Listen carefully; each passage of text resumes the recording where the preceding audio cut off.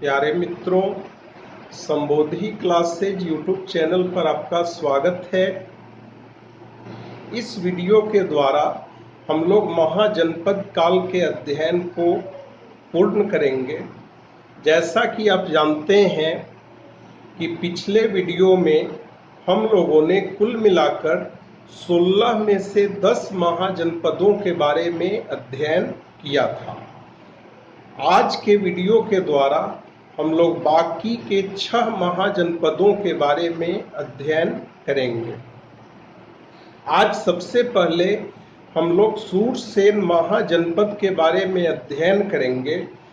जहां तक सूरसेन महाजनपद की बात है तो इस महाजनपद की राजधानी मथुरा थी। पुराणों और महाभारत में मथुरा के शासक को यदुवंशी कहा गया है। प्राचीन यूनानी लेखकों ने सूरसेन को सूरसेनोई कहा है और मथुरा को मोथेरा कहा है।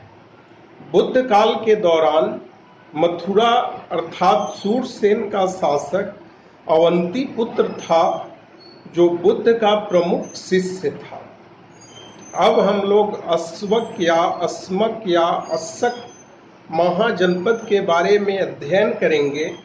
जहां तक अस्वक या अस्सक या अस्मक महाजनपद की बात है तो इसके बारे में हमें ध्यान रखना होगा कि अस्वक महाजनपद साउथ इंडिया में स्थित एकमात्र महाजनपद था। अस्वक महाजनपद गोदावरी नदी के तट पर तो स्थित था ही, साथ ही यह नर्मदा नदी के दक्षिण में स्थित एकमात्र महाजनपद था। अस्वक या अस्मक या अस्सक महाजनपद की राजधानी पतिन या पुतना थी। आगे चलकर अवंती महाजनपद में अस्वक महाजनपद का विलय हो गया। अस्वक महाजनपद के बारे में हमें एक और चीज याद रखना है कि यूनानियों के आक्रमण के समय अस्वक महाजनपद की महिलाओं ने युद्ध में पार्टिसिपेट किया था। अब हम लोग अवंती महाजनपद के बारे में अध्ययन करेंगे। अवंती महाजनपद 2 भागों में विभाजित था, उत्तरी अवंती और दक्षिणी अवंती। उत्तरी अवंती की राजधानी उज्जैन थी, जबकि दक्षिणी अवंती की राजधानी महिष्मती थी।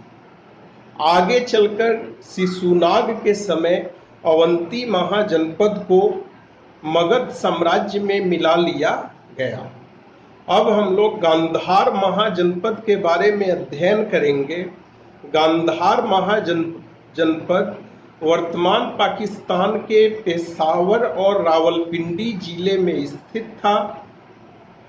इसकी राजधानी तक्षशिला थी। आगे चलकर गांधार महाजनपद पर फारस या ईरान का कब्जा हो गया। अब हम लोग कंबोज महाजनपद के बारे में अध्ययन करेंगे। कंबोज महाजनपद की राजधानी राजपुर या हाटक थी। अर्थशास्त्र में जो चाणक्य द्वारा रचित ग्रंथ है उसमें कंबोज महाजनपद को वत्स शास्त्र पजीविन कहा गया है, जिसका अर्थ होता है किसानों, चरवाहों, व्यापारियों और योद्धाओं का संगठन। अब हम लोग अंतिम महाजनपद अर्थात 16वें महाजनपद मगध के बारे में अध्ययन करेंगे। सबसे पहले हमें मगध महाजनपद के क्षेत्र को ध्यान में रखना होगा। मगध महाजनपद के अंतर्गत वर्तमान पटना, गया और शाहाबाद का क्षेत्र स्थित था। कहने का मतलब यह कि मगध प्लस शाहाबाद को कंबाइंड रूप से जो है मगध कहा जाता था, को कंबाइंड रूप से मगध कहा जाता था। और इसमें आधुनिक पटना, गया और शाहाबाद के क्षेत्र। शाहाबाद के अंतर्गत सामान्यतः आज का आरा और बक्सर सम्मिलित माना जाता है। तो ये चारों क्षेत्र गया, पटना, आरा और बक्सर मगध महाजनपद के अधीन था। मगध महाजनपद की प्रारंभिक राजधानी राजगृह या गिरिब्रज थी। आगे चलकर उदयन के समय इसकी राजधानी पाटलिपुत्र ट्रांसफर हो गई। मगध महाजनपद में कुल मिलाकर 3 राजवंशों का शासन रहा। पहला हर्यक वंश, दूसरा शिशुनाग वंश और तीसरा नंद वंश। अब हम लोग बारी बारी से हर्यक वंश, शिशुनाग वंश और नंद वंश के बारे में अध्ययन करेंगे। हर्यक वंश का प्रथम शासक बिंबिसार था, जिसका शासनकाल 544 से लेकर 492 ईस्वी पूर्व तक था। बिंबिसार का वैवाहिक संबंध लिच्छवी, कोसल एवं मध्य क्षेत्रों के साथ था। वैवाहिक संबंधों के बदले बिंबिसार को कोसल से काशी का गांव प्राप्त हुआ। भारत में दहेज प्रथा का यह प्राचीनतम साक्ष्य है। बिंबिसार ने अंग के शासक ब्रह्मदत्त को पराजित किया और अंग को मगध साम्राज्य में मिला लिया। बिंबिसार ने अवंती के शासक चंड प्रद्योत महासेन की चिकित्सा के लिए अपने राजवैद्य जीवक को भेजा। बिंबिसार ने ही गिरिब्रज अर्थात राजगीर अर्थात राजगृह को राजधानी के रूप में स्थापित किया। बिंबिसार को श्रेनिक अर्थात श्रेनिक बिंबिसार भी कहा जाता है। अंतिम समय में बिंबिसार के पुत्र युवराज अजातशत्रु ने बिंबिसार को बंदी बना लिया और कारागार में ही बिंबिसार की मृत्यु हो गई। हर्यक वंश का दूसरा शासक अजातशत्रु हुआ। अजातशत्रु का शासनकाल 492 से 460 ईस्वी पूर्व तक था। अजातशत्रु को पुनिक के नाम से भी जाना जाता है। अजातशत्रु ने कोसल के शासक प्रसेनजीत को पराजित किया और उसकी पुत्री वजीरा से विवाह कर लिया।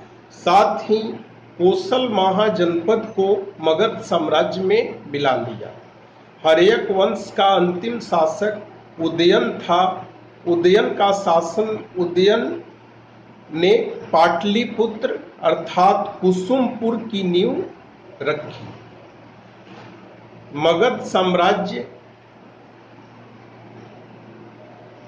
पर कुल मिलाकर 3 राजवंशों का शासक था, जिनमें से हर्यक वंश के बारे में हमने अध्ययन कर लिया। अब हम लोग शिशुनाग वंश और नंद वंश के बारे में अध्ययन करेंगे। शिशुनाग वंश का प्रथम शासक शिशुनाग था। शासक बनने के समय वह बनारस का मगध गवर्नर था। शिशुनाग ने अवंती और वत्स महाजनपदों को मगध साम्राज्य में मिलाया। शिशुनाग ने वैशाली को अपनी दूसरी राजधानी बनाया। शिशुनाग वंश का दूसरा शासक कालाशोक था। कालाशोक ने मगध साम्राज्य की राजधानी पुनः पाटलिपुत्र स्थानांतरित कर दी। कालाशोक को काकवर्ण भी कहा जाता है। मगध महाजनपद पर शासन करने वाला तीसरा राजवंश नंद वंश था और नंद वंश का पहला शासक महापदम नंद था। पुराणों में महापदम नंद को सर्वछत्रांक कहा गया है। उसके शासन काल में मतलब महापदम नंद के शासन काल में मगध साम्राज्य के अंतर्गत पंजाब का संपूर्ण भाग, उत्तरी भारत, मध्य प्रदेश अर्थात मालवा एवं गोदावरी नदी तक के क्षेत्र शामिल थे। महापदम नंद ने एक नहर का भी निर्माण करवाया।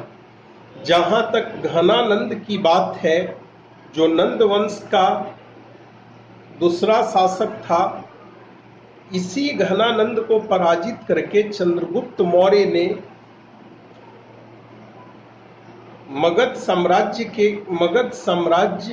के अंतर्गत मौर्य वंश की नींव रखी और मौर्य वंश के अधीन विस्तारित क्षेत्र मौर्य साम्राज्य के नाम से जाना जाने लगा। घनानंद के बारे में हमें यह ध्यान रखना होगा कि यूनानी अर्थात ग्रीक लेखकों ने घनानंद को अग्रमीज या जैंद्रमीज के नाम से संबोधित किया है। तो प्यारे मित्रों, इस वीडियो के द्वारा हम लोगों ने महाजनपद काल के अध्ययन को पूर्ण कर लिया। यदि आपको यह वीडियो पसंद आया हो तो आप अपने इस YouTube चैनल संबोधि क्लासेज को सब्सक्राइब कर दें, वीडियो को लाइक करें, वीडियो के कमेंट बॉक्स में कमेंट करें और अपने मित्रों के बीच शेयर करें। आप लोगों का बहुत बहुत धन्यवाद।